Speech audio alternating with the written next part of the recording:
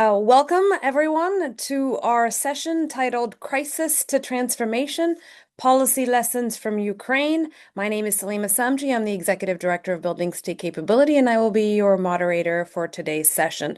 I'm really excited to announce and introduce our speakers today. Our first speaker will be Anastasia Dyakova. She's a policy research and founder and CEO of Dignity Online.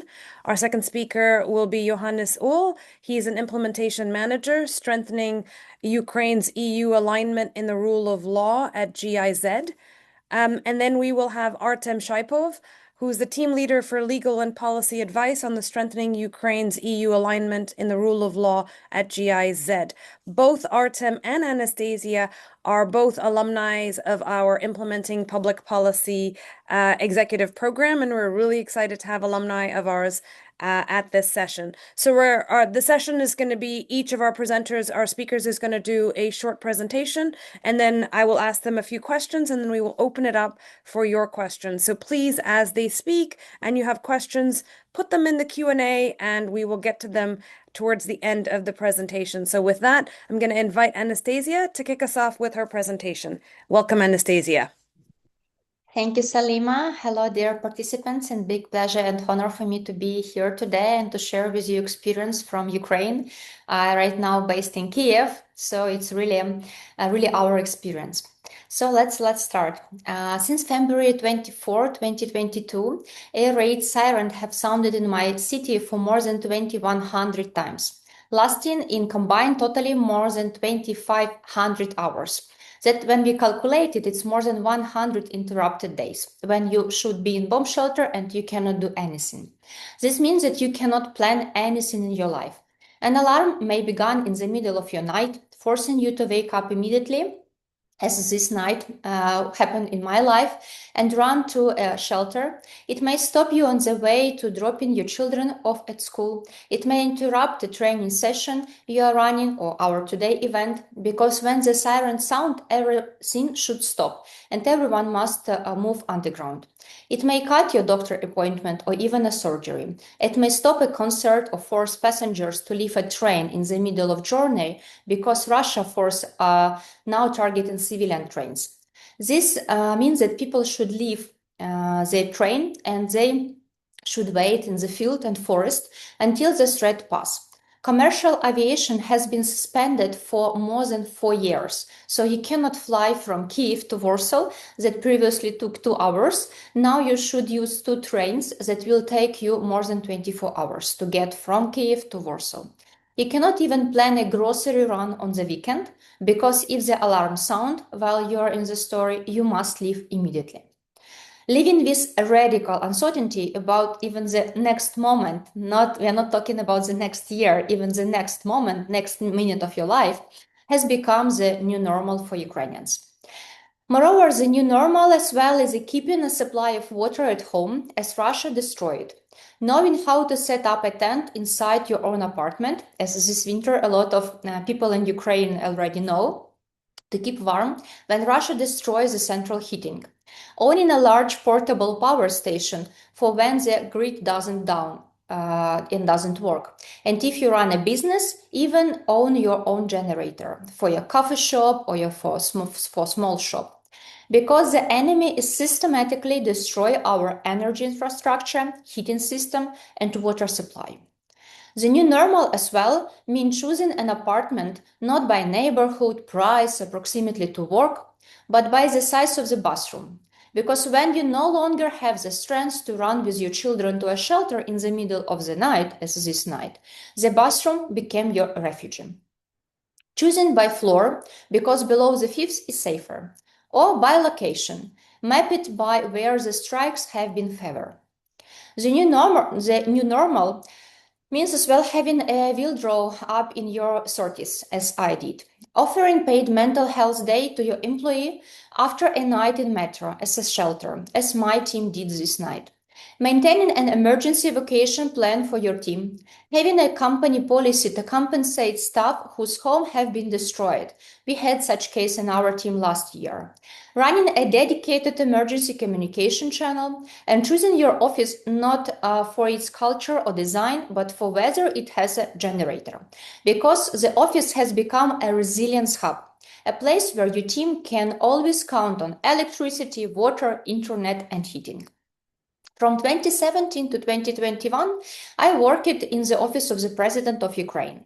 And in 2024, I completed my master's degree at the London School of Economics, where my dissertation examined social investment trends and their practical implementation in addressing Ukrainians' wartime labor market challenges. As you can imagine, we have a lot. Human capital and the longevity economy have become my deepest professional passion. And the impact of polycrisis on both, including geopolitical fragmentation, as we see this year and previous one, ecological disruption, technological transformation, and the global demographic aging, is now my primary area of research. So I would like to move from the individual and organization level we just explored to the national human capital challenges facing countries at war. Because I really believe this experience holds lessons far beyond Ukraine borders. I genuinely hope, but cannot fully convince myself, that Europe will escape further Russia aggression, especially given the scale of military preparation we are witnessing in Belarus and beyond. In an area of accelerating geopolitical fragmentation and military escalation, the lessons Ukraine is living through may become relevant for more countries than any of us would wish. We have already seen how Ukraine's wartime experience has become directly relevant beyond our borders, most recently as countries in the Middle East sought to learn from our military lessons during the US-Iran conflict. But military knowledge is only one part of what war teaches us. Ukraine's experience of managing human capital under conditions of active war may provide equal, if not even more, valuable experience.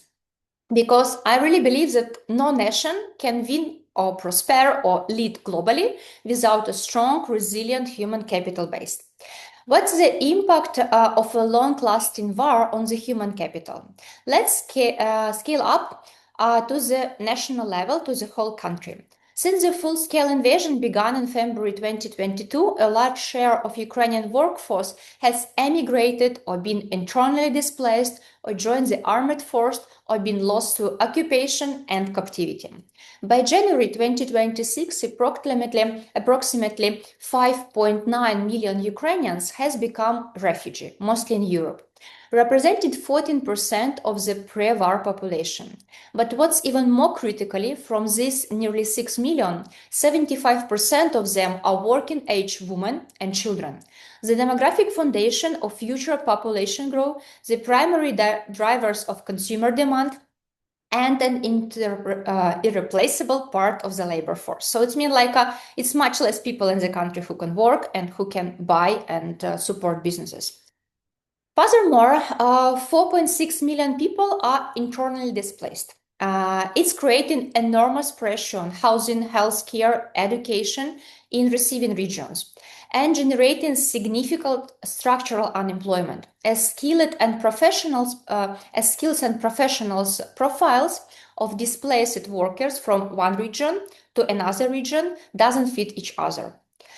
War also fundamentally reshaped a society demographic composition. Ukraine has experienced a sharp decline in the number of children, driven by mass emigration, as I already mentioned, and a collapse in birth rate. The working age population is shrinking through emigration and wartime casualties. Older people, who are much less likely to emigrate, now represent a growing share of those who remain. Ukraine currently holds the world's highest mortality rate and together with its lowest birth rate. The result is a demographic structure of profound fragility.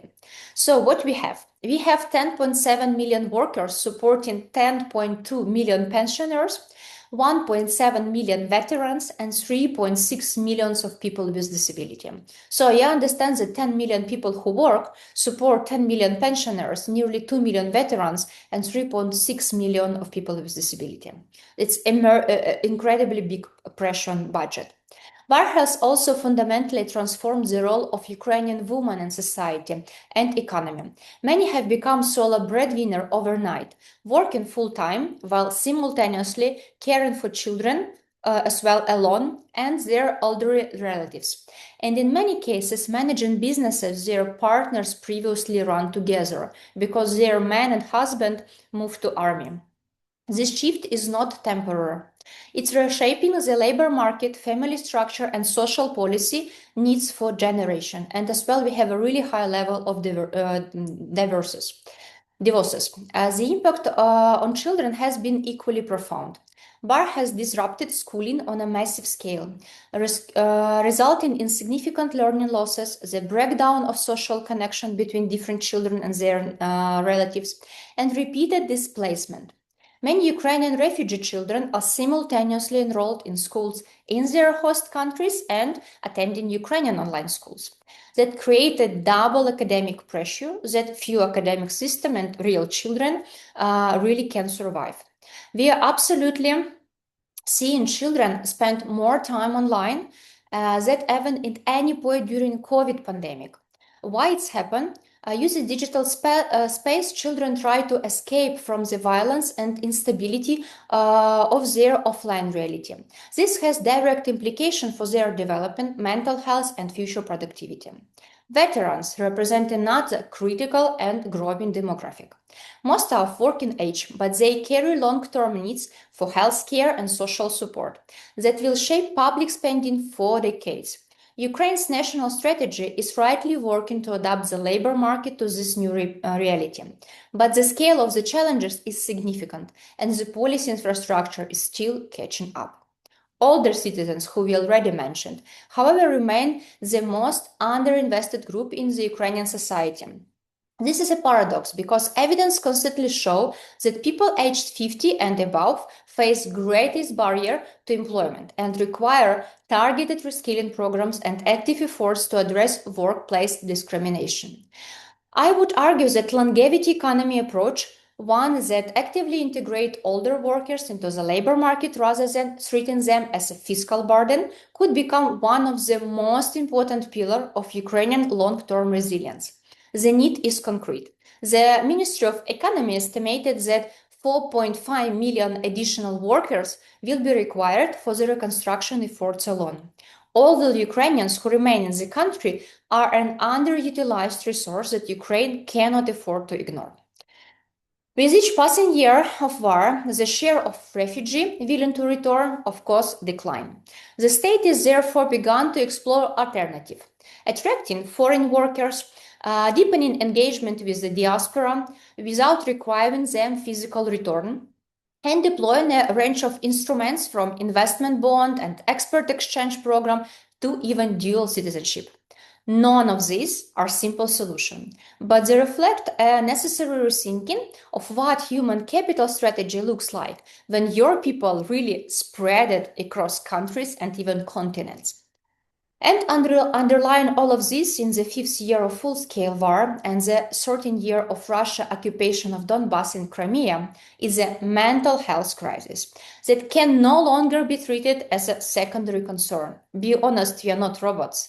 We are ordinary people living under extraordinary and really sustained pressure. The evidence is clear. Mental health challenges have a direct and measurable impact on workforce productivity, economic output, and the long-term capacity of human capital to drive recovery. I want to close with a broader reflection, because what's happening in Ukraine is not an isolated story.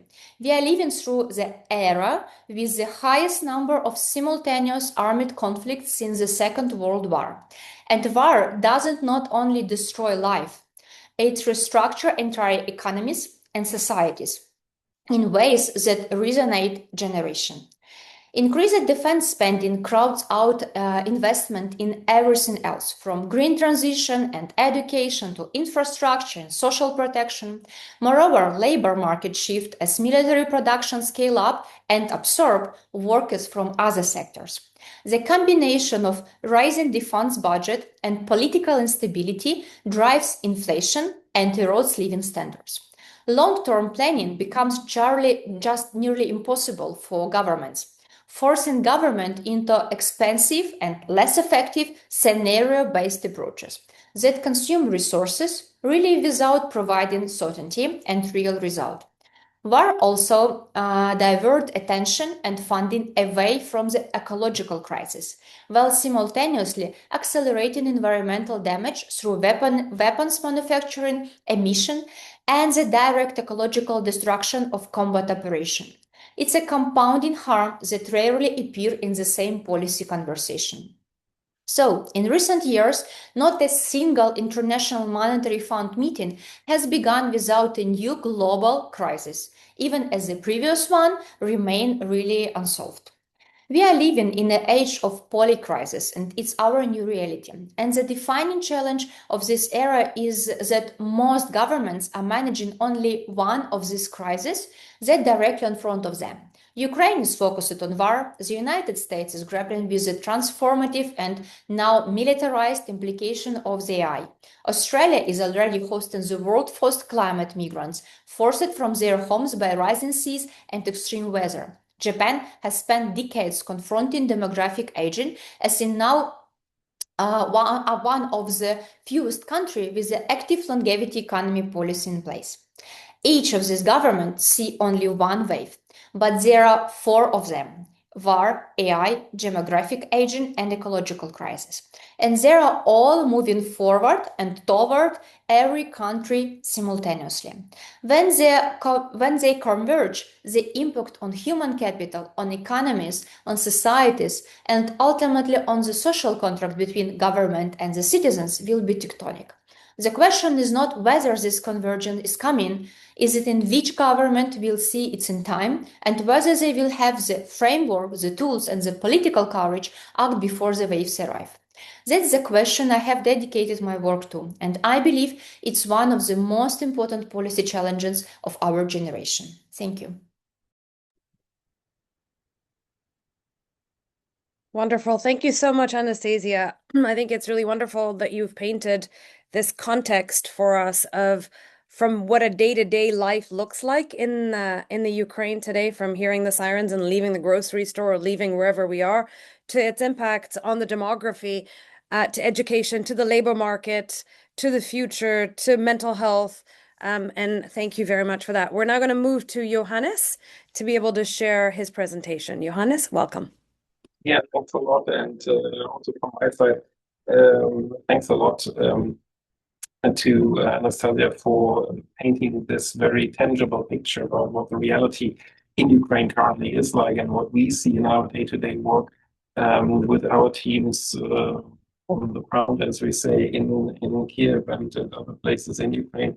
But what I would like to do is to also widen this picture a bit, because I think what we've just heard is a very drastic account, a very fitting account also of what we can also see across news and across global discourse that are happening. But there's even more to that, and this is what we are working on, what is our day-to-day activities. And this is that we see that the crisis is not only about destruction, it's also about the opportunities for change that it brings about. And we conceive Ukraine also as a really good and live laboratory of transformation under pressure, if you will. We see these different levels of crisis response and different levels of transformation that are happening. If you look at the immediate needs, the safety needs, the infrastructure needs, dealing with the chaos, that is, of course, also already a level of transformation. But you have more layers to that. You have the midterm change, the functional change of systems, of institutions, and then also the long-term transformational level where it is about the systematic, sustainable, long-term building back better, if you will, of the country. And what the crisis in Ukraine really shows us is that there is an opportunity to develop, especially this long-term sustainable change. We have seen over the past 4 years, and an incredible amount of support to Ukraine. And one of the key elements here is the EU accession process. As you know, Ukraine has submitted an application for membership in the European Union, which was granted, and the process is now ongoing. But that in itself already creates huge challenge and a huge task for policymakers and international partners that will Ukraine. And this is something that we are supporting Ukraine with, that we are working on with our team in Kiev, supporting the country in bringing forward the reforms that is needed to move into the European family and to become a member of the European Union. And I would like to use this as an example of how the adaptive project management and how our approaches really are a good case for this new reality, and that this can be also a lesson learned for other places when it comes to these transformations in crisis. What we see when it comes to the reforms that are needed and that are required in order to move Ukraine closer to the EU, a huge amount of policy making demands. We have a long list of requirements that are needed. In essence, it is about aligning Ukrainian law with the European standards of European law, and that then translates into more than 500 individual items alone in the topic of rule of law, judicial reform, fundamental rights, anti-corruption, and so on. And the stakes are really high of this. What Ukraine has decided to do is to come up with a roadmap to break this down into actionable items, but at the same time, of course, accommodate the resource shortages that are there, inevitably because of the crisis that the country is in and the dire situation that the country is in. So we have on the one side a very formalized set of requirements that is imposed on the country, and there is a contextual given. On the other side, there are all the political stakes and geopolitical realities that have to be accommodated. We had lots of discussions within the EU over the past months and years with supporters of Ukraine moving for as quick as possible accession, possibly also some acceleration procedures, something else, and then others being very much opposed and even using institutional tricks and activities to slow down things for whatever political interest they aim. And then, of course, we are talking about a very complex, a very long-term process where the rules of the game can also change while we do that. So our task and the task of the Ukrainian partners really is to find a way to manage this in an effective manner, but at the same time accommodating for these challenges. And as I said, we have created jointly with our Ukrainian partners this roadmap, which is really about creating ownership across all the stakeholders that are responsible to really break everything down into actionable items and reform packages, and at the same time also create the feedback loops that are necessary. Because, of course, these kinds of reforms, we're talking here about system level change, we're talking about a change of mindset in institutions, we're talking about unlearning a lot of things that have been established over decades, if you will. And this doesn't come across, and this doesn't work as I don't know, if you wanted to build a house or a bridge. It's really about being adaptive in these circumstances, and this is why we support that in creating feedback loops and creating a monitoring structure that is very robust and creates tangible outcomes. Honest outcomes, honest feedbacks that the stakeholders and the decision makers are then being given.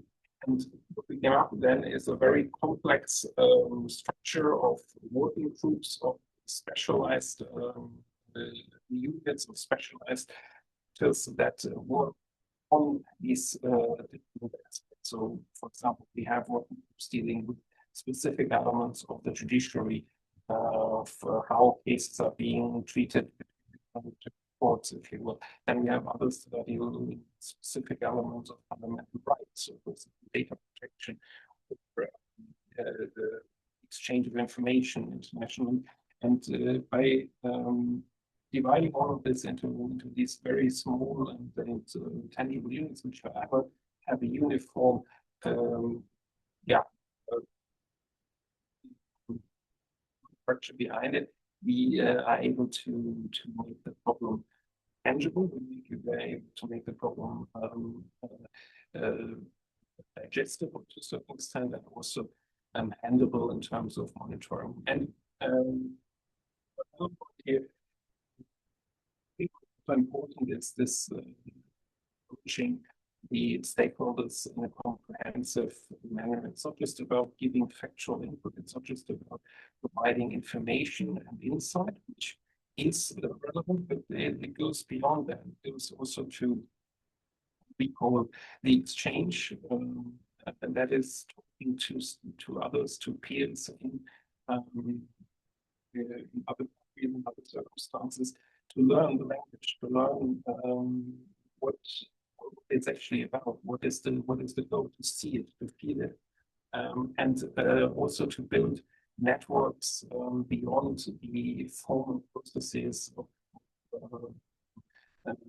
legal alignment, and to get new ideas from exchange with academics, for example, with civil society, with influential decision makers and thought leaders, so that the reforms can be approached in a very comprehensive manner and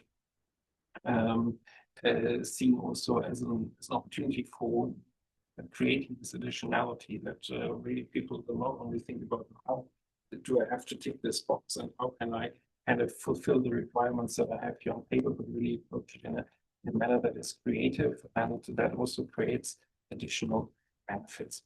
We'll leave it there. I think we will have some opportunities later on for discussions and further and to Salima.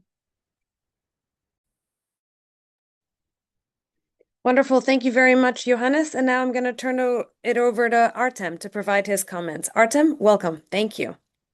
Yeah, thanks so much. It's always a pleasure to be back to Kennedy School, even if virtually. And many thanks to Lima and the team of the Building State Capability Program for the invitation and for putting this event together. In my presentation, I'll give you a macro picture and then zoom into the rule of law sector, building on what Johannes just mentioned, and also provide some insights into the efforts to develop a community of practice in Ukraine related to implementing adaptive, iterative, problem-driven approaches to policy implementation. And I'll conclude with some lessons learned and recommendations for practitioners. When it comes to the macro picture, and that's something that Anastasia highlighted and Johannes mentioned in their remarks, war increases complexity exponentially. And as we know, policy work, especially when it comes to reforms, it's something that is related to a lot of complexity in the context, and in the context of war, especially, planning horizons shrink and short-termism sometimes prevails. However, in the context of Ukraine, the EU integration effort provides an institutional development anchor that actually helps Ukraine to better conceptualize and receive some sort of institutional scaffolding for building state capability through a comprehensive reform agenda. And in that sense, Ukraine is very lucky to have the EU accession perspective as this kind of institutional anchor and scaffolding for the reform effort. When it comes to some insights into the wartime policy reality, especially when it comes to the early days and months of war, first thing people think about, immediate safety, and especially after the full-scale invasion began, there was a bit of uh, uncertainty, to put it very mildly, when it comes to the future. And programs need to be developed and policies implemented in this kind of context as well for the country to continue running. When it comes to midterm functionality and the need to restore or rebuild systems, this is where the first order of change comes into play. And when it comes to the long-term transformation focus, this is where, as Johannes put it, building back better and rebuilding the country, and making sure that the second order of change can be achieved. This requires this kind of long-term approach. And going back to the EU accession context, this is what Ukraine gets in its efforts to join the EU, this longer-term perspective, institutional scaffolding that I keep talking about. And it's critical to ensure this transition point from kind of traditional linear reforms to more adaptive, iterative, and problem-driven approaches. And in the context of war, especially, traditional linear reforms and policy approaches, they fail, and they fail very fast. And that's something that we've learned through practice. When it comes to the promise to zoom into the rule of law sector, so building on what Johannes mentioned, just to give you a couple of examples of some comprehensive instruments that we have in place for the respective sector-specific reform. For instance, there is the rule of law roadmap that Johannes mentioned, plus we also have the comprehensive law enforcement reform strategy and action plan, anti-corruption strategy and action plan, and that amounts to hundreds and hundreds of policy implementation measures. And in this context, it's critical to build trustful partnerships with Ukrainian institutions. In the case of our program, we are privileged to have a really fantastic professional connection with the Deputy Prime Minister's office, who is responsible for the European and Euro-Atlantic integration. The Minister of Justice of Ukraine, who is leading the coordination effort. It's critical to develop this set of partnerships and understanding of what needs to be done, and in what sequence, what are the institutional arrangements should be put in place in order to enable such a massive reform agenda implementation. And it's critical also to understand that the EU accession effort, it's a marathon. If we can use this term, it's definitely not a sprint when it comes to institutional change, and it requires a lot of policy implementation work. When it comes to the need for developing this community of practice, providing you with some insights into what myself, in particular, what I've been doing to promote problem-driven iterative approaches to policy implementation, building on the online materials of the Building State Capability program. I've been focusing on conveying the concepts, the basic concepts of building state capability and problem-driven iterative adaptation at Ukrainian schools of public administration.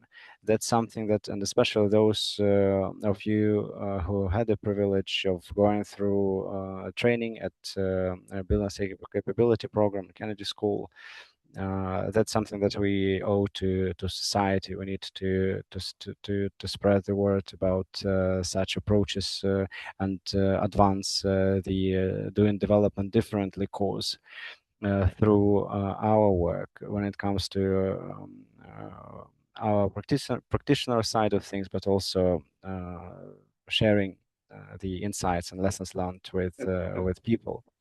And in addition to that, what I would like to flag, and that's something that might encourage other people to do the same in their respective countries. I, about a year ago, launched a podcast series on policy in action to bring in policy practitioners, policymakers, civil society activists in a dialogue about how a real change happens. You know, what works, what doesn't work, what are the lessons learned, and in the context of Ukraine, it's something that provides kind of a selection of case studies when it comes to implementation of numerous reform initiatives ranging from say medical reform to public administration reform and other aspects of policy implementation work in Ukraine. And in conclusion, just to give you a couple of lessons learned from my side. And echoing what Johannes mentioned, crisis indeed, creates not only a challenge but also creates opportunities, and it accelerates change. And that's another reason why traditional approaches they don't work in this kind of context. When the change has been accelerated due to the demands of war, that kind of massive challenge. We really need to stay problem focused, adaptive, and make sure that we can iterate until we really solve the problem at its root causes. And it's critical to navigate complexity through specific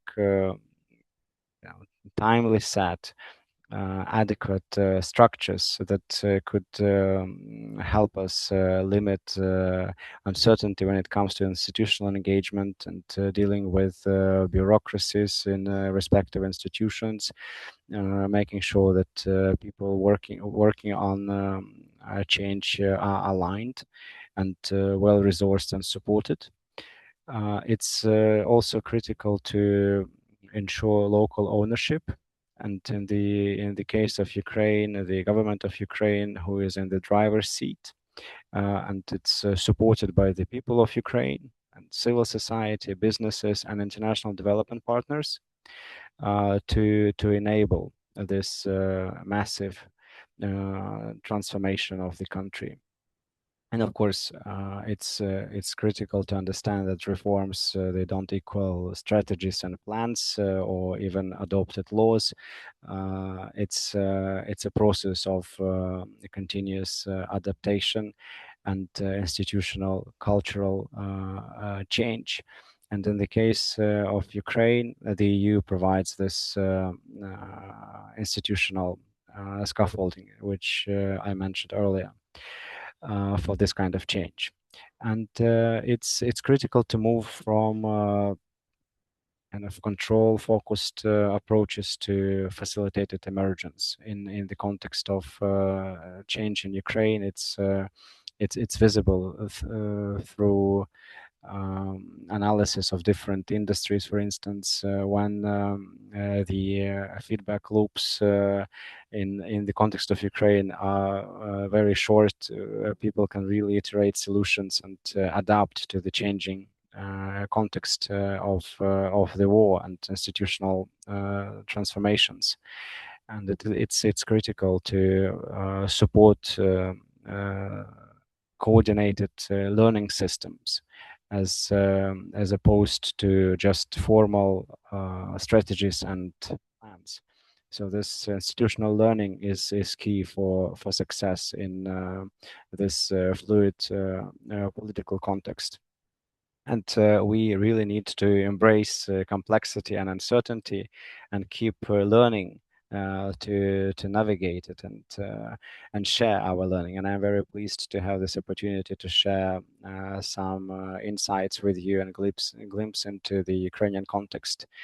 My final message to you, if you can, please consider visiting Ukraine to witness how the country at war is changing real time and very fast. It's of course there is a risk, but being a Ukrainian living in Kyiv, I'm telling you, it's the risk worth taking. Thank you so much. Wonderful. Thank you very much. I will now just ask you a question, and I'd like the three of you to be able to respond to this. All of you have talked about uncertainty, living with complexity, etc. And I was wondering if each of you could just pick some features of this complexity in your policy context and explain to our listeners how you're managing it. So some concrete examples from each of you. Anastasia, why don't we start with you? Yeah, I think I will start from personal complexity, right? Because we all live in this context. So sport, sleep when you don't have a bomb alarm, really support, and meeting with friends and meditation is really my base, and don't have toxic relationship in your team or with friends or with colleagues. But in the organization, how we work with complexity, we have additional weekend every month. Friday is our additional weekend. We have mental day off that's paid. And we have only one day in office. So all the rest of the day, team choose whether they want to go to office or they don't want. So we really try to make our work as flexible as we can, because we understand that different people have different contexts as well. We have families where husband is fighting in army and his wife working on our team. We have team members where their friends already were killed in battlefield. Some have husband or brother in captivity. So it's really a different situation. And when you work with team in such a conflict context, you should as well understand people. It's not ordinary people like in 2021 or 19 who come to work and they should just do their task. There are a lot of things, a lot of context that they bring to office. And everyone is really different. So for me, as a head of the organization, it's a big challenge to combine different people, some of them internally displaced, some of them refugee moved remote, or work remotely. So it's really challenging. But adaptivity to different people, different context, and their level of resource as well, because none of them have 100% resource. It's a really important leadership role and leadership understanding. Wonderful. Thank you. Johannes? Yeah, well, I think first of all, the key is to have a second set of microphones and speakers, and I hope your audio is better now. Sorry for the glitches previously.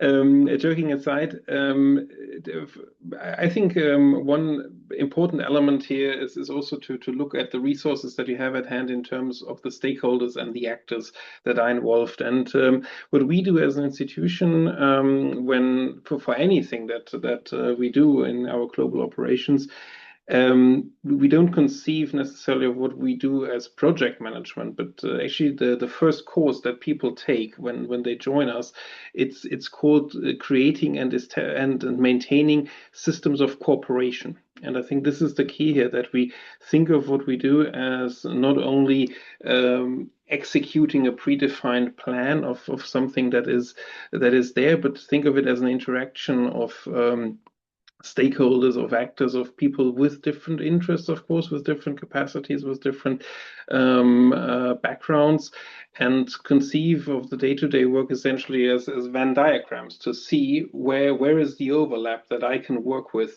and that is conducive to whatever I have on my desk as task. And that, of course, then has a lot of underpinning with a very structured approach to that in terms of stakeholder analysis, in terms of mapping interests and relationships, in terms of assigning certain goals and certain effects, certain aims that you want to achieve to certain stakeholder groups, and have a well-defined and sharpened toolkit at hand, and knowing when to use what.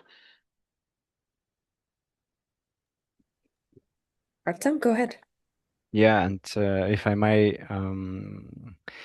yes, essentially, you first of all need to learn how to apply which tools to which context to manage the complexity a bit better, because complexity has to do with a lot of uncertainty that I was talking about in my presentation, and in the context of war, as we discussed, uncertainty surges. And in our case, for instance, through our program work, we have supported, for instance, in the context of the rule of law roadmap implementation, that includes 500 plus measures. So essentially, it's a massive fishbone diagram on paper, and you really need to navigate this complexity of implementation. And in our case, we have supported the Minister of Justice in setting up and conceptualizing the coordination and monitoring mechanism that is essentially a set of snowflake groups where you have people at the top, the political level, coordinating the political aspects of this work. Then technical level comes in with multiple groups focusing on specific aspects of work, coordinating and communicating needs to international technical assistance programs. And this is our approach to manage the complexity of this task in the rule of law context in Ukraine. But of course, as Johannes mentioned, it also requires constant communication and coordination at various levels, not only kind of formal working groups, but also informal working contacts, professional communication throughout this whole process that is critical to better manage the complexity that we are dealing with. Thank you. I really like the thread from all of what you guys have talked about is the flexibility, meeting people where they're at, whether they're people on your team or they're stakeholders, understanding their interests, and just being really flexible and being ready to pivot and change. I'd like to ask you another question, and then I'll open up to any questions that you listeners may have. If listeners, you have questions, put them in the Q&A and we'll get to those. So my second question is, there's been loss in funding from organizations like the USAID. Can you speak to what the consequences have been to that loss of funding, and what are some ways forward to be able to make to close that gap, if you will? Thank you. Maybe I will start. May I? Yeah, first of all, I think it's a geopolitical field, right, and level. And we understand that globally, in a lot of cases where USAID left, China came. So it's mean as well changes in superpower role, and such element as like a soft power shift as well. But moving from like international context to more national context, for a lot of Ukrainian NGOs, and it was a really nightmare. So some of them just closed. They left people without work for the next day. And when you live in war, it's really, really big challenge. Some of the organizations had to scale down their programs and projects. But it's not the same situation as in other countries, because take into account that Ukraine in war, more than 50% of our budget spent for defense. So government institutions really rely on us and on civil society sector in supporting different initiatives. For example, in our organization, we provide a huge capacity building support on children online safety and preventing child sexual abuse and exploitation. We train civil servants from teacher and school psychologists to law enforcement and prosecutors. So government really needs this support from civil society sector, but civil society sector to work need financial support that nearly 100% now come from abroad. So it really shakes the whole system, and last winter was a really nightmare for everyone. Thank you, and I'm really happy to pass to colleagues. Yeah, maybe it's continue here from kind of the other side of the value chain, if you will. I mean, for those who don't know, GIZ is essentially the German equivalent of USAID.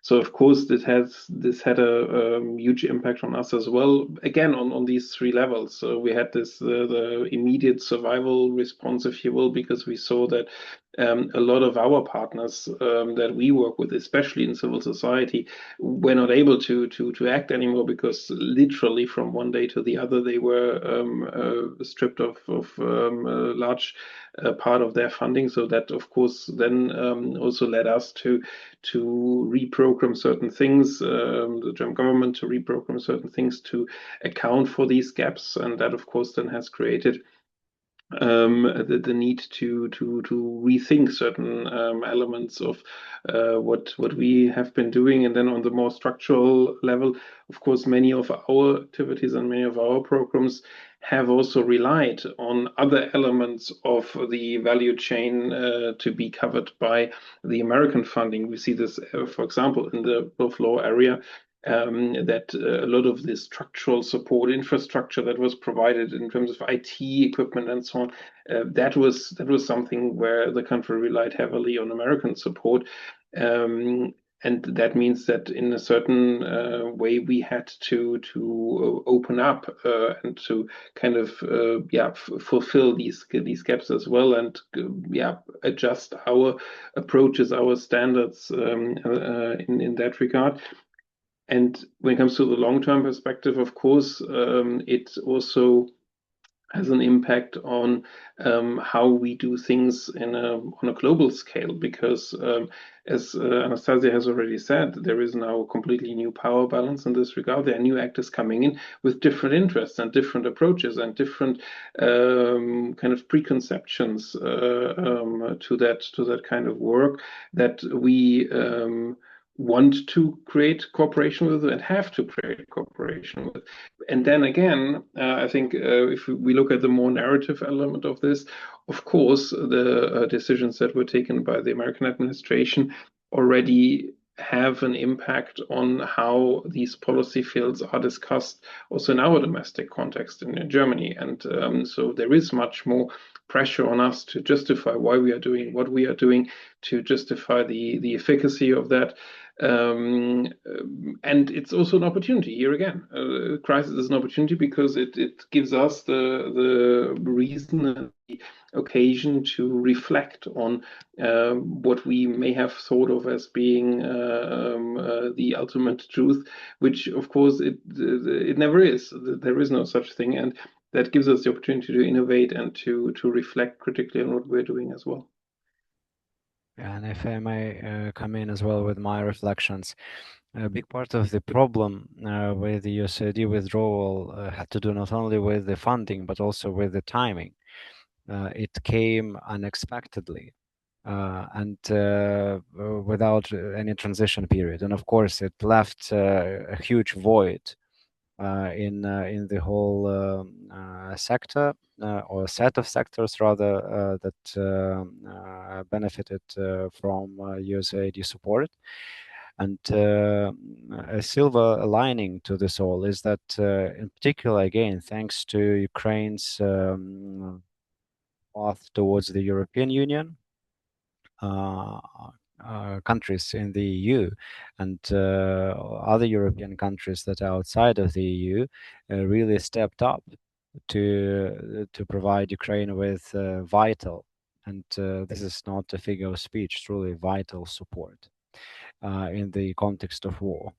And some countries really prioritized the support for Ukraine.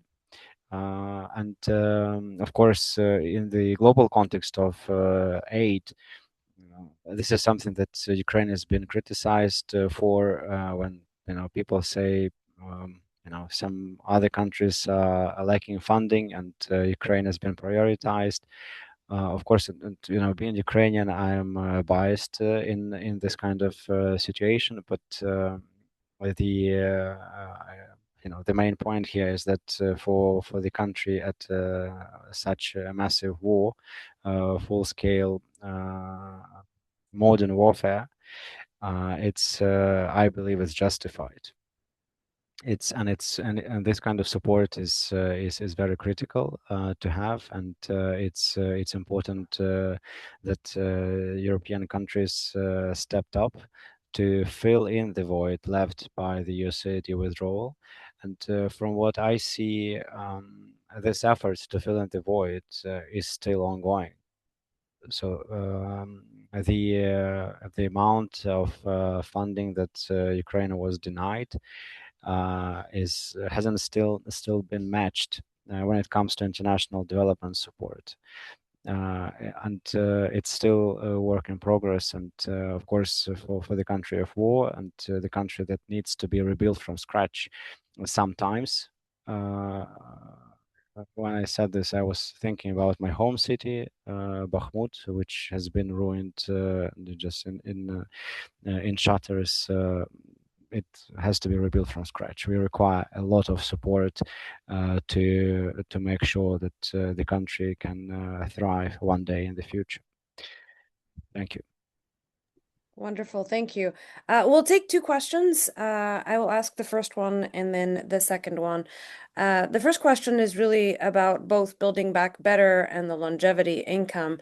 And the question is, what would be a genuinely transformative narrative?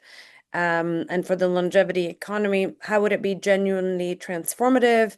For example, rethinking all system levels, dimensions from values, norms, power structures to infrastructure, and tackling root causes. Maybe I'll ask both questions and then you can choose to answer these questions. We have a second question on Johannes talked about the fact that Ukraine will also need to de-learn a lot of successful institutional change. Can you give an example? Those are the two questions. Thank you. I can start about longevity, maybe. I shared the name of the book, but I'm not sure if everybody were able to see it. The Longevity Imperative, How to Build a Healthier and More Productive Society to Support Our Longer Life. But Andrew G. Scott, I really recommend this book. So it's more about how the system should be changed. But there are a lot of different levels. So it's not only about older people, it's more about how we get older. It's about saving, about building relationship, preventive health care, right, and testing. So the whole system should be changed because we cannot, first of all, afford pension because people now live 20 years more in comparison for how many years this financial system were expected. But moreover, we have less people at the labor market. So we need more people to work. And the last point is that going to pension increase dimension risks really significant. So it's even better for people to work. So I can discuss longevity for hours. So I just will stop here at these ideas and recommend you the book because I'm really crazy passionate about the topic of longevity economy. And I really believe that it's one of the silver bullet for Ukrainian economy.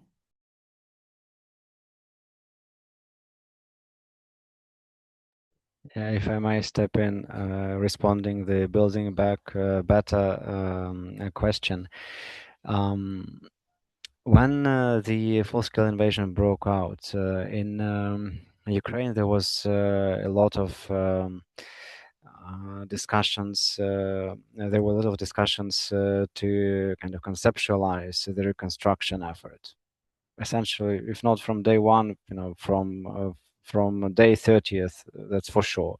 And I was part of many of those. And one of the key narratives that emerged is that indeed, we don't need to just rebuild what was there in the first place. We need to kind of just recreate, rethink how our country should look like, and use this opportunity for renovation as an opportunity to transform the country for something substantially better. Not just rebuild the buildings back or the industries that were there before the full-scale invasion. And that's something that people keep thinking about in the context of Ukraine. And the country continues to kind of reinvent itself. And when it comes to our position, as you could probably already observed, I have observed the positioning of Ukraine in the international arena has been changing throughout this full-scale war. And the country continues to reinvent itself when it comes to our positioning, our domestic efforts to rebuild, to reconstruct, even under the conditions of war. Because when we have occupied territories, of course, we need to, to consider the additional challenges with the occupied territories.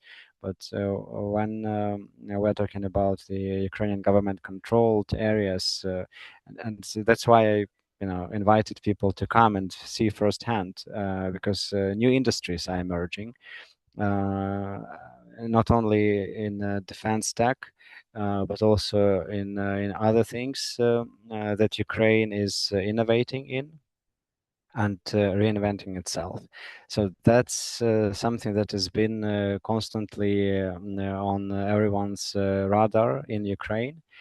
But when it comes to the international development context and what would be the better motto for international development, something instead of building back better, we need to think about that. And I would welcome your suggestions, colleagues.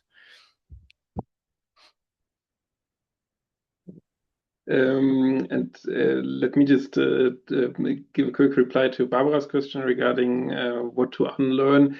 I think there are many examples for this. Just one thing that comes to the top of my head right now is this concept of multi-level governance, which becomes especially relevant now in the EU accession process, but it has already been before. I mean, we have worked for almost decades already on the decentralization reform in Ukraine, so giving more power from the central government levels to municipalities, to local level, and follow the principle of subsidiarity there. And of course, the same will be mirrored now as Ukraine joins the EU, and as certain competencies will be transferred to the supranational level in this regard. And I think this is something that not only Ukraine, for that matter, there's a lot of other examples for this centralized way of thinking, that is something that has to be unlearned to a certain extent. And I think then there are many other examples, but this could be then continued for hours. Wonderful. I'll do one final question. Are there concrete plans to use PDIA or adaptive approaches in GIZ's work in the Ukraine? Well, you could say that there are, not under that name. We don't claim that copyright here, but we have, as I mentioned already, quite a comprehensive, very well developed system how we manage projects. It's called Capacity Works. It's actually something that GIZ has developed with experts many years ago, and is very well established. And this is something that we adapt to the context, that provides already some adaptability by focusing on the cooperation, by focusing on the stakeholders, and in designing our processes, in innovating internally, we are always adapting in this regard as well, and coming up with new ways of doing things, both when it comes to our core products, which are the support activities that we provide to our partners, but also our internal mechanisms, our internal administration. Yeah, and if I might add to Johannes's response, as long as there are people in GIZ who are trained and understand problem-driven iterative approaches, I would say, and I'm a recent person at GIZ. I joined the company about 11 months ago, but I see a lot of openness to problem-driven iterative adaptive approaches. That's how the company operates. That's our development approach. And even if when it comes to corporate terminology, it's not called PDIA, but in its essence, it's very similar, and I'm very happy that I haven't gone through the Building State Capability program to be able to implement my knowledge and apply my skills in the international development context in Ukraine at GIZ. Doesn't matter what you call it, it matters that you do it, right? And I think what you've all shared is with uncertain, we already live in an uncertain world, and I think that complexity is continually expanding day by day. You have the additional context of war and flexibility, being able to pivot, to learn quickly, I like the build back better, new things, right? To be more innovative, to meet the moment is really very exciting. I'd like to thank you, listeners, for joining us this morning, and to our presenters, Anastasia, Johannes, and Artem, for giving us a real good understanding of what's going on and some ideas of how they're managing policymaking in the Ukraine. Thank you very much. We really appreciate your time. Thank you.